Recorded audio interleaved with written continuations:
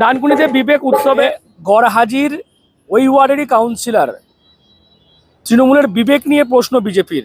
10 নম্বর ওয়ার্ডে আইএনটিটিউসির পক্ষ থেকে এই যে একেবারে বিবেক উৎসব পালন করা হচ্ছে, সকাল থেকেই অঙ্কন প্রতিযোগিতা, তার পাশাপাশি সন্ধ্যার দিকে শীতবস্ত্র বিতরণ এবং পুরস্কার বিতরণ। এবং সেই অনুষ্ঠানে দেখা গেল একেবারে চণ্ডীতলা বিধানসভার বিধায়ক সাথী খন্দকার থেকে শুরু করে ডানকুনি পুরসভার বিভিন্ন ওয়ার্ডের কাউন্সিলররা উপস্থিত ছিলেন। কিন্তু যে ওয়ার্ডে এই অনুষ্ঠান হচ্ছে অর্থাৎ 10 নম্বর ওয়ার্ডে, সেই ওয়ার্ডের কাউন্সিলর জয়শ্রী সিনহা তাকে কিন্তু দেখা যায়নি এই মঞ্চে। এবং সেখানেই যেমনটা মনে করা হচ্ছে যে এর আগেও দেখা গেছে যে টিম হাউসিং এর ব্যানারে বারবার অনুষ্ঠান হয়েছে, সেটা যদিও স্বেচ্ছাসেবী সংস্থা, কিন্তু আজকে অফিসিয়ালি তৃণমূল কংগ্রেসের শ্রমিক সংগঠনের উদ্যোগে এই অনুষ্ঠান। এবং সেখানে তৃণমূল কংগ্রেসেরই একজন এখানকার কাউন্সিলর, তার অনুপস্থিতিতে যথেষ্ট কিন্তু একটা অস্বস্তিতে পড়েছে তৃণমূল কংগ্রেস। দায়িত্ব পাওয়ার পর প্রথমেই একেবারে বড় মঞ্চ করে পলিটিক্যাল ব্যানারে বিবেক উৎসব এবং প্রান্তিক যারা মানুষ আছে তাদের জন্য বস্ত্র বিতরণ, কি বলবে? আমরা যেদিন আমি পদ পেয়েছি সেদিনই ডিসাইড করেছিলাম যে গরিব মানুষদের জন্য কিছু করব। তো এই সময় ঠান্ডাটা খুব বেশি পড়েছে, সেই জন্য বললাম বস্ত্র বিতরণটা করে দিই আর বাচ্চাদের থেকে নিয়ে একটু ড্রয়িং কম্পিটিশন করে দিই। তো যাই হোক, প্রায় 180-200 জন বাচ্চার ইয়ে করেছে আর 500 জন দুস্থ মানুষকে কম্বল দেওয়া হচ্ছে। সারা বছরই তো ডানকুনি হাউসিং টিমের ব্যানারে আপনাকে সমাজ সেবা করতে দেখা যায়, একবার একেবারে পলিটিক্যাল ব্যানার, কি বলবেন? দেখুন, মমতা ব্যানার্জির দল আমরা অনেক দিন আগে থেকে করি, কিন্তু আমরা সামনে আসতে পারিনি। যাই হোক, এখন পেরেছি, সুযোগ পেয়েছি, তাই করছি। আগামী দিনে কি কর্মসূচি থাকবে? যেরকম আমাদের কাছে ইনস্ট্রাকশন আসবে ওপর থেকে, আমাদের প্রেসিডেন্ট মনোজ দা আছে, টাউনের বাপ্পাদা আছে, যেরকম ভাবে ইনস্ট্রাকশন দেবে সেই হয়েছে। আজকে আইএনটিসি যে প্রোগ্রামটা নিয়েছে, স্বামীজি তো মানুষকেই সেবা করতে বলেছেন, স্বামীজি মানুষের মধ্যেই শিবকে দেখেছেন। তাই আজকে আমার ভাইয়েরা যে প্রোগ্রামটা করছে, মানুষের সেবা করছে, মানুষের মধ্যেই তারা যেন থাকে। আজকে স্টেজে 10 নম্বর ওয়ার্ডের পৌরমাতাকে দেখা গেল না, উনি হয়তো কোনো কাজে ব্যস্ত আছে। দেখুন, এটাও হয়তো ব্যস্ত থাকতেই পারে কোনো কাজে, সেজন্য উনি আসতে পারেনি। এখানে উপস্থিত আজকে যার উদ্যোগে এই অনুষ্ঠান, এই বিবেক উৎসব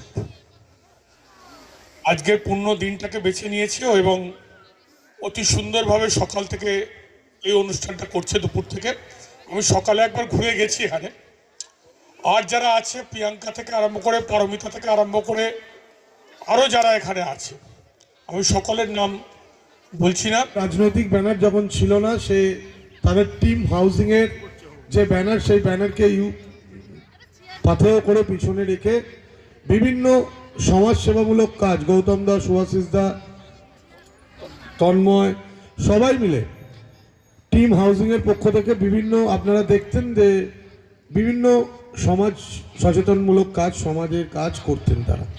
সেখানে কিন্তু কোনো জাতিভেদ কথা থাকে না। সেখানে কিন্তু আমি বিজেপি পার্টির নামটা বদলে দিয়েছি, জানেন তো। সব জায়গায় বক্তব্য রাখতে গিয়ে বলি ভারতীয় হেনস্থা করবার পার্টি। অর্থাৎ যারা হেনস্থা করে মানুষকে, ভেবে নিন এটা তৃণমূল কংগ্রেসের মঞ্চ নয়। আমি একজন বাংলার সাধারণ ডানকুনির ছেলে, আমি আপনাদের সামনে ঘরের ছেলে হিসেবে একটা কথা বলি, এরা নাকি জয় শ্রীরামের পার্টি। আজকে দেখে আসুন আমার ওয়ার্ড, শুধু যদি আমার ওয়ার্ডটা বলি, আমার ওয়ার্ড 100% হিন্দু ওয়ার্ড, সেখানে 900 মানুষকে হিয়ারিংয়ে সেকেন্ড টাইম কল করেছে। এরা দেখছি হিন্দুদেরই হেনস্থা করে, হিন্দুত্ব বলে আর হিন্দুদের হেনস্থা করে। আজকে এসআইআরে বলেছিল এরা রোহিঙ্গাদের বাদ দেবে, অনুপ্রবেশকারীদের বাদ দেবে। আজকে আমি সূর্যদে আমাকে ডেড লিস্টে পাঠিয়ে দিয়েছি। আমার মা অসুস্থ হয়ে গেছিলেন, বিশ্বাস করুন, আপনারা বিশ্বাস করবেন কিনা জানি না, যখন বারংবার বিভিন্ন চ্যানেল খবর করছে যে মৃত কাউন্সিলর, মৃত কাউন্সিলর, মৃত কাউন্সিলর, আমার মা আমায় বললেন বারবার এটা শুনতে খুব খারাপ লাগছে, আমার মেন্টাল প্রবলেম হচ্ছে এটা বারবার শুনতে, টিভি বন্ধ কর। তো আমি আপনাদেরকে বলি, এই বিজেপির পার্টির ওপর ভরসা করবেন না। এরা বেছে বেছে হিন্দুদেরকে বিপদে ফেলে আর হিন্দুত্বের ত্রাস খেলে ভোট নেওয়ার চেষ্টা করে। মণিপুর আসামে গিয়ে দেখে আসুন, সেখানে ডিটেনশন ক্যাম্পে 100 জন লোক থাকলেন 99 জন হিন্দু। যদি বিশ্বাস নয়, এখন ইন্টারনেটের যুগ, সোশ্যাল মিডিয়ার যুগ, দেখে নেবেন আমি মিথ্যা বলছি না সত্যি বলছি। বিজেপির থেকে দূরে থাকুন। যারা একটা সিঙ্গেল এজেন্ট, সিঙ্গেল জাতিকে নিয়ে রাজনীতি করে, যারা বলে আমরা মুসলমানের দল, এই যে কি নাম, হুমায়ুন কবির বলছে আমরা বাবরি মসজিদ করব, আমরা মুসলমানের দল। শুভেন্দু অধিকারী বলছে আমরা হিন্দুদের দল। যারা স্পেসিফিক রিলিজিয়ন নিয়ে রাজনীতি করে তাদের থেকে দূরে থাকুন। বলছিলাম আজকে যে অনুষ্ঠান বিবেক উৎসব হচ্ছিল আপনার 10 নম্বর ওয়ার্ডে, সেখানে দেখলাম আপনাকে দেখা গেল না, মানে আপনার কি আমন্ত্রণ করা হয়েছিল অফিসিয়ালি ভাবে? সত্যি কথা বলতে কি, আজ 15 দিন আগে একটা পোস্টার দেখে আমার কর্মীরা সবাই বলল যে এরকম একটা প্রোগ্রাম হচ্ছে। তো আমাকে কোনো জানানো হয়নি। অন্য ওয়ার্ডের কাউন্সিলরের নাম ছিল সেখানে। আমি সঙ্গে সঙ্গে আমার সভাপতি, আমার আইএনটিটিউসি সভাপতি, আমার মাদারের সভাপতি সবাইকে জিজ্ঞাসা করেছি। কেউই এই প্রোগ্রামের কথা জানতো না, ঠিক আছে। এবং আমি জেলার সভাপতিকে জিজ্ঞাসা করেছিলাম, জেলার সভাপতিও জানতো না। উনি বললেন না আমি জানিনি। উনি একজনের নাম বললেন, বলে উনি করাচ্ছেন। যাই হোক, এখন আজকে সকালবেলা আমাকে ফোন করেছিল এখানে আমাদের আইনটির সভাপতি, কিন্তু আমি বললাম কেন, আমাকে কি অতিথি হিসাবে? ওই জন্য আমি আমার এটা কি অন্যান্য ওয়ার্ডে হলেও তারাও মেনে নিতে পারতো না। যেহেতু আমি দলটা মমতা ব্যানার্জির দল করি, আমি মমতা ব্যানার্জি প্রথম থেকে এই হাউজিং এ অমর ঘোষ আর আমরা প্রথম থেকে এই দলটা করে আসছি। মমতা ব্যানার্জিকে প্রচন্ড ভাবে ভালোবাসি। আমার সঙ্গে যত তৃণমূলের প্রথম থেকে যে দল করা, জিতেন বিশ্বাস থেকে বিপ্লব রায়চৌধুরী আরো সবাই আছে, তারা সব সময় আমার সঙ্গে রয়েছে, ঠিক আছে। আমি মমতা ব্যানার্জিকে ভালোবাসি, অভিষেক ব্যানার্জিকে ভালোবাসি। আমি দলের ইয়েতে আমি আর কোনো কিছু বলতে চাইছি না। যে যেটা ভালো, আজকে দলে আমাদের আর 2 দিন পরে ভোট, আমাদেরকে ভোটটা করতে হবে। আমার দলের নির্দেশে আমি চলবো।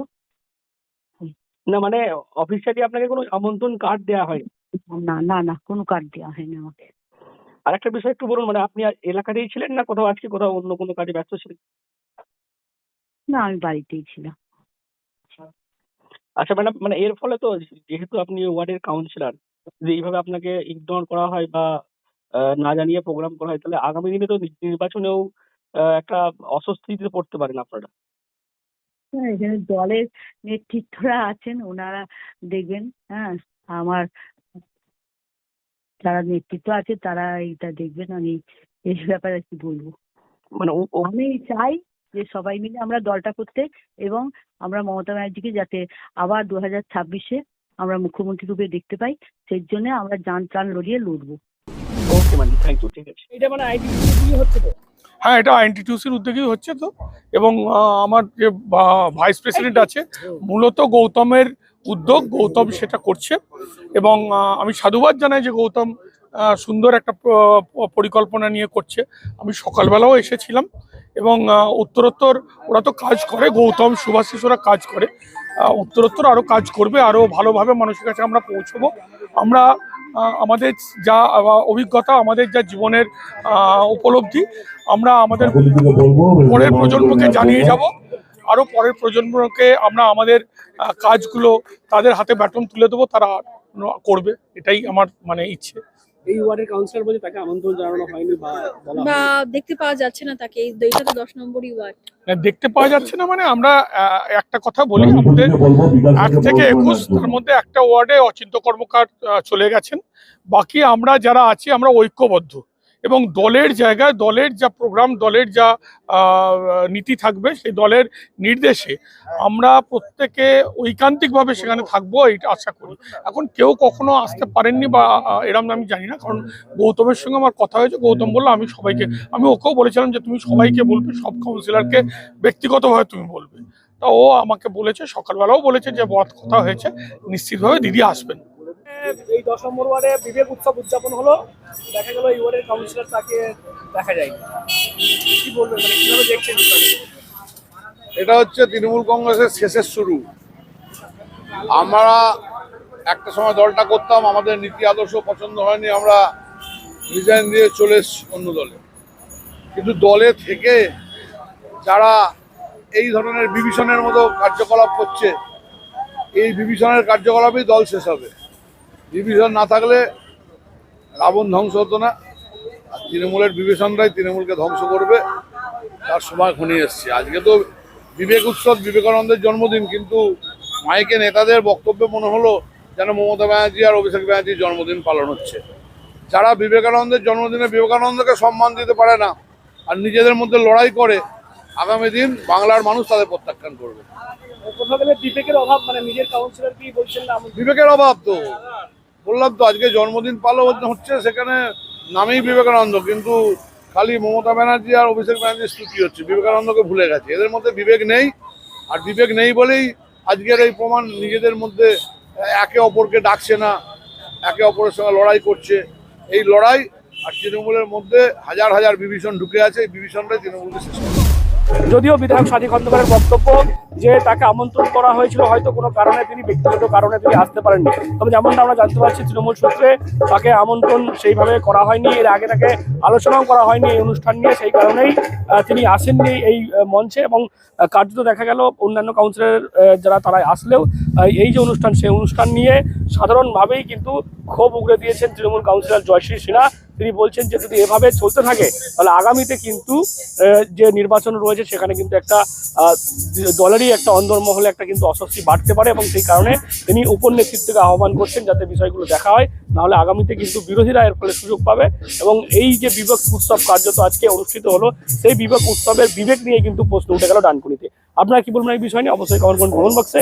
এরকম আরো খবর পেতে নজর রাখুন ডিএনএন বাংলা। ডিএনএন বাংলা সবার মনে সবার ফোনে। সাবস্ক্রাইব করুন ডিএনএন বাংলা, ফলো করুন এক্স, ইনস্টাগ্রাম ও ফেসবুক পেজ ডিএনএন বাংলা, সবার মনে সবার ফোনে।